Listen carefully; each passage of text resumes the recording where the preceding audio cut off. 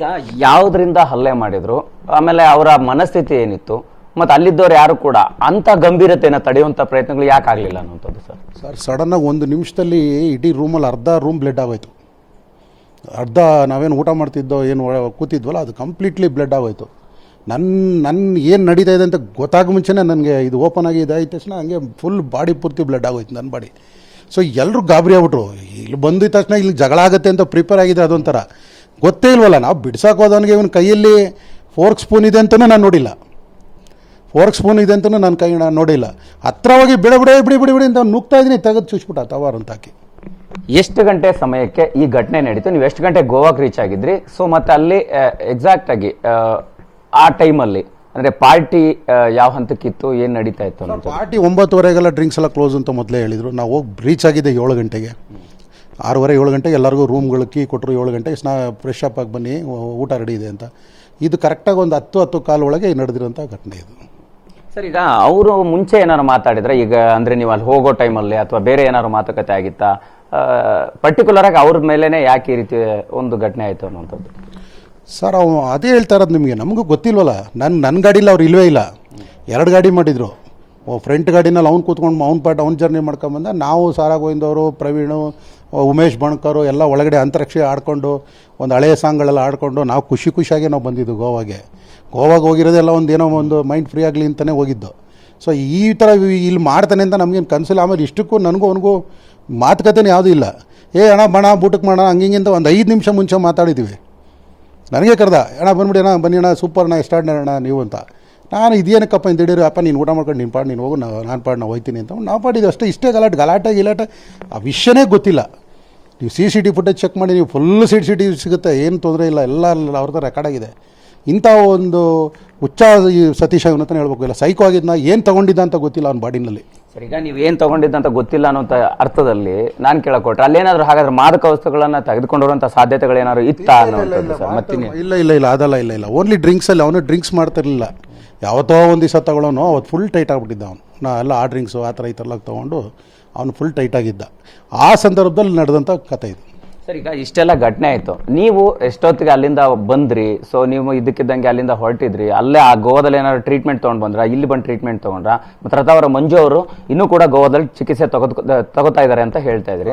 ಅವರು ಎಲ್ಲಿ ಅಡ್ಮಿಟ್ ಆಗಿದ್ದಾರೆ, ಅವ್ರಿಗೆ ಯಾವ ರೀತಿ ಪರಿಣಾಮ ಆಗಿದೆ ಅಂತ? ಸರ್, ರಥಾವರ ಮಂಜು ಅಡ್ಮಿಟ್ ಆಗ್ಬೇಕಾದ್ರೆ ಮಾತ್ರ ನನಗೆ ಹೇಳಿದ್ರು. ಅದಾದಮೇಲೆ ಅವ್ರ ಮೊಬೈಲ್ ಸ್ವಿಚ್ ಆಫ್ ಆಗಿದೆ.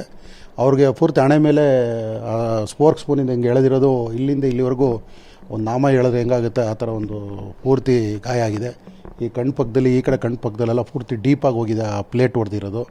ಸೊ ಅದಷ್ಟು ಗೊತ್ತು. ಈಗ ಅವರು ಕೂಡ ಅಲ್ಲಿ ಮೆಡಿಕಲ್ ಫಿನಿಷಿಂಗ್ ಆದ ತಕ್ಷಣ ಬಂದು ಇಲ್ಲಿ ಬೆಂಗಳೂರಲ್ಲಿ ಅಡ್ಮಿಟ್ ಆಗ್ತೀನಿ ಅಂತ ರಥಾವರ ಮಂಜು ಅವ್ರು ಹೇಳಿದ್ದಾರೆ. ಮಿಕ್ಕಿದ್ದು ಅವನು ಈ ಘಟನೆ ಆದ ತಕ್ಷಣ ಅವನು ಎಲ್ಲಿ ಹೋದಾಗ ಏನು ಕತೆ ಅಂತ ಅನ್ನೋದು ಸತೀಶನ ಬಗ್ಗೆ ನಮ್ಗೆ ಐಡಿಯಾ ಇಲ್ಲ. ನನ್ನನ್ನು ಇಮಿಡಿಯೇಟ್ ಆ್ಯಂಬುಲೆನ್ಸ್ ಕರೆಸಿದ್ರು. ಆ್ಯಂಬುಲೆನ್ಸಲ್ಲಿ ಅಲ್ಲಿ ಗೌರ್ಮೆಂಟ್ ಹಾಸ್ಪಿಟ್ಲಿಗೆ ಕರ್ಕೊಂಡೋಗಿ ಇಮಿಡಿಯೇಟಾಗಿ ನನಗೆ ಸ್ಟಿಚಸ್ ಹಾಕಿದ್ದಾರೆ. ಅಲ್ಲೇ ಸ್ಟಿಚ್ ಆಗಿದ್ದು. ಇಮಿಡಿಯೇಟಾಗಿ ನಾನಲ್ಲಿ ಮೆಡಿಕಲ್ ನಾನಿಲ್ಲ, ನನ್ನ ಫ್ಯಾಮಿಲಿ ಡಾಕ್ಟರ್ ಹತ್ರ ಹೋಗಲೇಬೇಕು. ಯಾಕಂದ್ರೆ ನನ್ನದು ಫ್ಯಾಮಿಲಿ ಡಾಕ್ಟ್ರಲ್ಲ ಇಲ್ಲಿ ಮಣಿಪಾಲಲ್ಲೇ ಇರೋದು. ಸೊ ಕೊಲಂಬಿಯಾ ಏಷ್ಯಾಗೆ ನಾನು ಅಲ್ಲೇ ಹೋಗಿ ತೋರಿಸ್ತೀನಿ ಅಂತ ರಾತ್ರಿ ಟ್ರೈ ಮಾಡಿದೆ. ನಮಗೆ ಫ್ಲೈಟ್ ಸಿಗಲಿಲ್ಲ. ಅರ್ಲಿ ಮಾರ್ನಿಂಗ್ ಫಸ್ಟ್ ಫ್ಲೈಟ್ ಇದ್ದಿದ್ದು 11:30. ಸೊ 11:30 ಇಮ್ಮಿಡಿಯೇಟಾಗಿ ಬುಕ್ ಮಾಡಿ ನಾನು ಮೆಡಿಕಲ್ ಟ್ರೀಟ್ಮೆಂಟ್ಗೆ ಹೋಗಲೇಬೇಕು, ದಯವಿಟ್ಟು ಟಿಕೆಟ್ ಕೊಡಿ ಅಂತ ಕೊನೆಗೆ 2 ಟಿಕೆಟ್ ರಿಕ್ವೆಸ್ಟ್ ಮಾಡಿದ್ರು. ನಾನು ಮತ್ತು ನಮ್ಮ ರೇಣು ಅಂತೇಳಿ, ರೇಣು ಸ್ಟುಡಿಯೋಸ್ ಇಬ್ಬರು ನಾವು ಅಲ್ಲಿಂದ ರಿಟರ್ನ್ ಬಂದು. ಓಕೆ ಸರ್, ಈಗ ಸದ್ಯಕ್ಕೆ ಈ ಗಲಾಟೆ ಪ್ರಕರಣ ಎಲ್ಲರೂ ಗಮನಿಸಿರುತ್ತಾರೆ ಹೇಳುವಂಥದ್ದು. ಇಂತಹ ಸಂಕಟದ ಸ್ಥಿತಿಯಲ್ಲಿ ಅದು ಮೋಜು ಮಸ್ತಿ ಮಾಡೋಕ್ಕೆ ಹೋಗಿ ಇಂಥ ಒಂದು ಘಟನೆಗೆ ಕಾರಣ ಆಗಬೇಕಿತ್ತ? ಚಿತ್ರೋದ್ಯಮದ ದೃಷ್ಟಿಯಲ್ಲಿ ಇದಂತ ಒಂದು ಕೆಟ್ಟ ಬೆಳವಣಿಗೆ ಅಲ್ವಾ? ಅದು ಫಿಲಂ ಚೇಂಬರ್ನ ಅಧ್ಯಕ್ಷರ ಸಮ್ಮುಖದಲ್ಲಿ, ಆ ನಿಯೋಗದಲ್ಲಿ, ಜೊತೆಗೆ ಸಾರಾ ಗೋವಿಂದ್ ಅವರು ಇದ್ದಾರೆ, ಭಾಮಾರೀಶರ್ ಇದ್ದಾರೆ, ಉಮೇಶ್ ಬಣ್ಕರ್, ಅಂದರೆ ಚಿತ್ರೋದ್ಯಮದ ಗಂಡ್ರು ಇರುವಂತಲ್ಲೇ ಇಂಥ ಘಟನೆ ಆಯ್ತಲ್ಲ ಅಂತ. ಅಲ್ಲ, ಮುಖ್ಯವಾಗಿ ಇದು ಪ್ರೈವೇಟ್, ಇದು ಚೇಂಬರ್ಗೆ ಕರ್ಕೊಂಡೋಗಿದ್ದಂಥ ಪಾರ್ಟಿ ಅಲ್ಲ. ಫಸ್ಟ್ NM ಸುರೇಶ್ ಅವರು ವೈಯಕ್ತಿಕವಾಗಿ ಕರ್ಕೊಂಡೋಗಿರೋದು. ಎಲೆಕ್ಷನ್ ಟೈಮಲ್ಲಿ ನಾನು ಗೆದ್ದರೆ ಅದು ಅಂತ ನಾನು ಡಿಫೀಟೆಡ್ ಆ್ಯಕ್ಚುಲಿ ನೋಡೋಕೆ ಹೋದರೆ ನನ್ನೂ ಜೊತೆ ಕರ್ಕೊಂಡು ಸಿನಿ 90 ಬಗ್ಗೆ ಚರ್ಚೆ ಮಾಡೋಣ, ಬನ್ನಿ ಗಣೇಶ್ ನೀವು ಬನ್ನಿ ಅಂತ ಅಂದ್ಬಿಟ್ಟು ಎಲ್ಲ ಸುಮಾರು ಜನ, ಹರೀಶು, ನಮ್ಮ ಉಮೇಶ್ ಬಣ್ಕರು, ನಮ್ಮ NM ಸುರೇಶು ಮತ್ತು ಪದಾಧಿಕಾರಿಗಳೆಲ್ಲ ಕರೆದಾಗ ಸರ್ ಆಯಿತು, ನಮ್ಮ ಕೈಲಾದಂಥ ಒಂದು ಹೇಳಿಕೆ ಏನೇನು ಮಾಡಬೇಕು ಅಂತೇಳಿ ನಾನು ಪಟ್ಟಿನೇ ಮಾಡ್ಕೊಂಡೋಗಿದ್ದೆ. ಯಾವ ಥರ ಕಾರ್ಯಕ್ರಮ ಮಾಡಿ, ಸೌತ್ ಇಂಡಿಯಿಂದ ಯಾರು ಕರಿಬೇಕು, ಫಸ್ಟ್ ಸಿನಿಮಾ ಮಾಡಿದಂಥವ್ರು ಯಾರು, ಇದೆಲ್ಲ ಒಂದು ಡೀಟೇಲ್ಸ್ ಚರ್ಚೆ ಮಾಡೋಣ ಅಂತೇಳಿ ನಾನು ಹೋಗಿದ್ದು. ನನಗೆ ಹಿಂಗೆ ಮಾಡ್ತಾರೆ ಅಂತ ನಮಗೆ ನಾಟ್ ಎಕ್ಸೆಪ್ಟೆಡ್. ಯಾಕಂದರೆ ಈ ಟಿಕೆಟ್ನ ಕ್ಯಾನ್ಸಲ್ ಮಾಡಿದ್ರೆ ಪಾಪ ಅವ್ನಿಗೆ 5.5 ಲಕ್ಷ ಲಾಸ್ ಆಗೋದು. ಯಾರಿಗೆ ಗ್ರೂಪಲ್ಲಿ ಮಾಡಿರೋದು. ಸೊ ಹಂಗಾಗಿ ಏನು ಮಾಡ್ಬಿಟ್ರು, ಆದ್ರೆ ಆಯ್ತು ಇನ್ನೊಂದು 5 ಲಕ್ಷ ಹೋದ್ರೆ ನಾನೇ ಖರ್ಚು ಮಾಡಿ ಕರ್ಕೊಂಡು ಹೋಗ್ತೀನಿ ಅಂತೇಳಿ NM ಸುರೇಶ್ ಡಿಸೈಡ್ ಮಾಡಿ ಕರ್ಕೊಂಡು ಹೋಗಿದ್ದು ಅಷ್ಟೇ. ಸರ್, ಈಗ ಫೈನಲಿ ಘಟನೆ ಆಯಿತು, ನೀವೇನಾದ್ರು ಪೊಲೀಸ್ ಕಂಪ್ಲೇಂಟ್ ಕೊಡುವಂಥ ಕೆಲಸ ಆಗಿದೆಯಾ? ಈಗ ಸತೀಶ್ ವಿಚಾರವಾಗಿ ನಿಮ್ಮ ನಡೆ ಏನಾಗಿದೆ? ಯಾರಾದರೂ ಮಾತನಾಡಿದ್ರೆ ಹೇಗೆ ಸರ್? ನಾಳೆ ನನಗೆ ಅಲ್ಲಿ ಪೊಲೀಸ್ ಸ್ಟೇಷನ್ ನಾನು ಆಲ್ರೆಡಿ ರಿಪೋರ್ಟ್ ಮಾಡಿದ್ದೀನಿ. ನಾನು ಫಸ್ಟು ಮೆಡಿಕಲ್ ಟ್ರೀಟ್ಮೆಂಟ್ ತಗೊಳ್ಳೇಬೇಕು. ಮೆಡಿಕಲ್ ಟ್ರೀಟ್ಮೆಂಟ್ ತಗೊಂಡಾಗ ಮೆಡಿಕಲ್ ಟ್ರೀಟ್ಮೆಂಟ್ ತಗೊಂಡು ನಾನು ಇಮ್ಮಿಡಿಯೇಟಾಗಿ ನಾನು ಮತ್ತೆ ಗೋವಾಗೆ ಹೋಗಿ ಪೊಲೀಸ್ ಸ್ಟೇಷನಲ್ಲಿ ನಾನು ಕಂಪ್ಲೇಂಟ್ ಲಾಡ್ಜ್ ಮಾಡ್ತೀನಿ. ಈಗ ಯಾವ ರೀತಿ ದೂರು ಕೊಡ್ತೀರಿ? ಅಲ್ಲೇ ಗೋವಾಕ್ಕೆ ಹೋಗಿ ಕೊಡ್ತೀರಾ? ಯಾವಾಗ ಕೊಡ್ತೀರಾ? ಹೆಂಗೆ ಅನ್ನುವಂಥದ್ದು? ನಾಳೆ ನಾನು ಮತ್ತೆ ಇಲ್ಲಿ ನಾಳೆ ಬೆಳಿಗ್ಗೆ 12:30 ಫಿಲಮ್ ಚೇಂಬರಲ್ಲಿ ಕರೆದಿದ್ದಾರೆ. ಅಲ್ಲೊಂದು ಮೀಟಿಂಗ್ ಮುಗಿಸಿದ ತಕ್ಷಣ ಇಮ್ಮಿಡಿಯೇಟಾಗಿ ನಾನು ಮತ್ತೆ ಗೋವಾಗೆ, ಯಾಕಂದ್ರೆ ಮೆಡಿಕಲ್ ಟ್ರೀಟ್ಮೆಂಟು ನನ್ನ ಕಣ್ಣದು ಮತ್ತು ಈ ಹೆಡ್ದು ಒಂದು ಇದು ಬೇರೆ ಸ್ಟಿಚ್ ತೆಗೆದಿದ್ದಾರೆ. ಪ್ಲಸ್ ಈ ಮೂಗೇನಾದ್ರು ಓಪನ್ ಆಗಿಬಿಟ್ಟು ಏನಾದ್ರು ಮತ್ತೆ ಬ್ಲಡ್ ಸೋರ್ಸಕ್ಕೆ ಶುರು ಆಗ್ಬಿಟ್ರೆ ಸೊ ಇಂಟರ್ನಲ್ ಆಪ್ರೇಷನ್ ಮಾಡಬೇಕು ಅಂತ ಹೇಳಿದ್ದಾರೆ. ಸೊ ಇದೆಲ್ಲ ನೋಡ್ಕೊಂಡು ನಾಳೆ ಮಧ್ಯಾಹ್ನ 3 ಗಂಟೆ ಮೇಲೆ ಡಿಸೈಡ್ ಮಾಡ್ತೀನಿ. ಬಟ್ ಫೋರ್ಕ್ ಸ್ಪೂನಿಂದ ಅವನು ಹೊಡೆದಿರೋದ್ರಿಂದ ಇಟ್ ಅಟೆಂಪ್ಟ್ ಟು ಮರ್ಡರ್ ಕೇಸೇ ನಾನು ಫಿಕ್ಸ್ ಮಾಡ್ತಾಯಿದ್ದೀನಿ. ಸರ್, ಈಗ attempt to murder case fix ಮಾಡ್ತೀನಿ ಅಂತ ಹೇಳ್ತಾ ಇದ್ದೀರಿ. ಸ್ಪೂನ್ ಬಿಟ್ಟು ಬೇರೆ ಏನಾದ್ರು ಇನ್ಸ್ಟ್ರೂಮೆಂಟ್ಸು ಆಯುಧಗಳನ್ನು ಬಳಸೋವಂಥ ಕೆಲಸ ಆಯಿತಾ? ಅಥವಾ ಮತ್ತೆ ನಿಮ್ಮಿಬ್ಬರ ಮೇಲೆ ಬಿಟ್ಟು ಬೇರೆ ಇನ್ಯಾರ ಮೇಲೆ ಎಲ್ಲ ಹಲ್ಲೆ ಆಯಿತು ಅಂತ? ಅಲ್ಲ, ಇದು 3 ಜನ. ಈಗ ರಥವರ ಮಂಜು, ನನ್ನ ಮೇಲೆ ಮತ್ತು NM ಸುರೇಶ್ ಮೇಲೆ 3 ಜನಕ್ಕೆ ಹಿಂಗೆ ಮಾಡೋಂಥದ್ದು.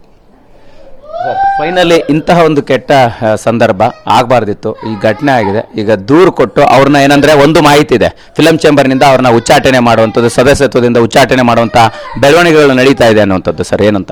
ಇಲ್ಲ, ನನಗೆ ಅದ್ರ ಬಗ್ಗೆ ಐಡಿಯಾ ಇಲ್ಲ. ಅದು ಕಾರ್ಯಕಾರಿ ಸಮಿತಿ ಮತ್ತು ಅಲ್ಲಿ ಇರೋಂಥ ಪದಾಧಿಕಾರಿಗಳು, ಮಾಜಿ ಅಧ್ಯಕ್ಷರು ಡಿಸಿಷನ್ ತಗೋಬೇಕು. ಇದು ನನಗೆ, ಯಾಕಂದ್ರೆ ನಾನು ಕಾರ್ಯಕಾರಿ ಸಮಿತಿಲಿಲ್ಲ. ಸೊ ನಾನು ಒಬ್ಬ ದೂರದರ್ನಾಗಿದ್ದೀನಿ. ನಾನು ಇವತ್ತು ಲೆಟ್ರ್ ಕೊಡ್ತಾಯಿದ್ದೀನಿ ಚೇಂಬರ್ಗೆ. ಅವ್ರು ಏನು ತೀರ್ಮಾನ ತಗೋತಾರೋ ಅವ್ರು ತೊಗೊಳ್ಳಿ. ನಾನೇನು ತೀರ್ಮಾನ ತಗೋಬೇಕು ನಾನು ತೊಗೊಂಡೇ ತಗೋತೀನಿ. ಎಷ್ಟು ಸ್ಟಿಚಸ್ ಬಿದ್ದಿದೆ ಸರ್? ಒಟ್ಟು 30 ಸ್ಟಿಚ್ ಆಗಿದೆ. ಮೇಲೆ ಇಲ್ಲೊಂದು 15 ಸ್ಟಿಚ್ ಆಗಿದೆ, ಇಲ್ಲೊಂದು 15 ಸ್ಟಿಚ್ ಆಗಿದೆ. ಟೋಟ್ಲ್ 30 ಸ್ಟಿಚ್ ಆಗಿದೆ. ಸರ್, ಈಗ ನೀವು ರಾಜ್ಕುಮಾರ್ ಅವರು, ವಿಷ್ಣುವರ್ಧನ್ ಅವ್ರ ಕಾಲದಿಂದ ಕೂಡ ನಿಮ್ಮ ಕುಟುಂಬ ಇಂಡಸ್ಟ್ರಿಯಲ್ಲಿ ಇರ್ತಕ್ಕಂಥದ್ದು, ಸುಮಾರು 40 ವರ್ಷಗಳಿಂದ ಇರುವಂಥದ್ದು. ಸೊ ಇಂಥ ಬೆಳವಣಿಗೆಗೆ ನೀವು ಕಾರಣ ಆದ್ರಿ, ಎಷ್ಟು ಬೇಜಾರು? ನನಗೆ ದೇವರಣಗಳು ತುಂಬ ನೋವಿದೆ ಸರ್. ಯಾಕಂದರೆ ಡಾಕ್ಟರ್ ರಾಜ್ಕುಮಾರ್ ಅವರ ಹೋರಾಟದಲ್ಲಿ ನಾನು ಅವ್ರ ಜೊತೆ ಭಾಗಿಯಾಗಿದ್ದೀನಿ. 7 ವೀಕ್ಸ್ ಗಲಾಟೆ ಆದಾಗಲೂ ಅವ್ರ ಜೊತೆ ಓಡಾಡ್ತಾ ಇದ್ದೀನಿ. ವಿಷ್ಣುವರ್ಧನ್ ಅವ್ರ ಕೊನೆ ಸಿನಿಮಾ ಸ್ಕೂಲ್ ಮಾಸ್ಟರ್ ಸಿನಿಮಾ ಮಾಡಿದಾಗಲೂ ಕೂಡ ಅವ್ರ ಜೊತೆ ಸಾಯಕ್ಕೆ ಹಿಂದಿನ ದಿವಸನೂ ಕೂಡ ನಾನು ಅವ್ರ ಜೊತೆಲಿದ್ದೀನಿ. ಸೊ ಇಂಥ ಮಹನೀಯರ ಜೊತೆ ನಾನು ಕೆಲಸ ಮಾಡ್ಕೊಂಡು ಬಂದಿರೋನು. ನನಗೆ ಚಿತ್ರರಂಗ ಅಂತಂದರೆ ನನಗೆ ಅನ್ನ ಕೊಡುತ್ತೆ. ಯಾಕಂದ್ರೆ ಚಿತ್ರರಂಗ ಇಲ್ಲಾಂದರೆ ನಾನಿಲ್ಲ. ಸೊ ನಂದು ಎಕ್ವಿಪ್ಮೆಂಟ್ ಆಗಿರ್ಬೋದು, CG ಆಗಿರ್ಬೋದು, ಎಲ್ಲ ಕೂಡ ನಾನು ಚಿತ್ರರಂಗದ 24 ಸಿನಿಮಾ ಮಾಡಿದ್ದೀನಿ. ಸೊ ಎಲ್ಲವೂ ಕೂಡ ಚಿತ್ರರಂಗದಿಂದನೇ ನಾನು ಬಂದಿರೋನಾಗಿರೋದ್ರಿಂದ ಯಾವುದೇ ಕಾರಣಕ್ಕೂ ನಮ್ಮಿಂದ ಚಿತ್ರರಂಗಕ್ಕೆ ಯಾವತ್ತೂ ತೊಂದರೆ ಆಗಲ್ಲ ಸರ್. ಆಗೋಕ್ಕೂ ನಾವು ಬಿಡೋದು ಇಲ್ಲ sir. Thank you sir. Thank you. Yes, ಇದಿಷ್ಟು ನಿರ್ಮಾಪಕ ಗಣೇಶ್ ಅವರ ಮಾತಾಗಿರ್ತಕ್ಕಂಥದ್ದು. ಬರೋಬ್ಬರಿ 25ಕ್ಕೂ ಹೆಚ್ಚು ಸಿನಿಮಾ ಮಾಡಿದ್ದೀವಿ, 40 ವರ್ಷದಿಂದ ಇಂಡಸ್ಟ್ರಿಯಲ್ಲಿದ್ದೀವಿ. ಬಟ್ ಈ ರೀತಿ ಹಲ್ಲೆ ಮಾಡುವಂತಹ ಘಟನೆ ನಡೀಬಾರ್ದಿತ್ತು. ಈ ಬಗ್ಗೆ ಬೇಸರ ಇದೆ. ನಾನು ಕೂಡ ದೂರು ದಾಖಲು ಮಾಡ್ತೀನಿ, ಅವ್ರ ಮೇಲೆ ಕ್ರಮ ಕೈಗೊಳ್ಳುವಂತಹ ಕೆಲಸಕ್ಕೆ ಮುಂದಾಗಬೇಕು ಅನ್ನುವಂಥ ರೀತಿಯಲ್ಲಿ ಮಾತನಾಡಿರ್ತಕ್ಕಂಥದ್ದು. ಕ್ಯಾಮ್ರಾ ಪರ್ಸನ್ ಮಹೇಂದ್ರ ಜೊತೆ ಮಾಲ್ತೇಶ್ ಅಗೇನ್, TV9 ಬೆಂಗಳೂರು.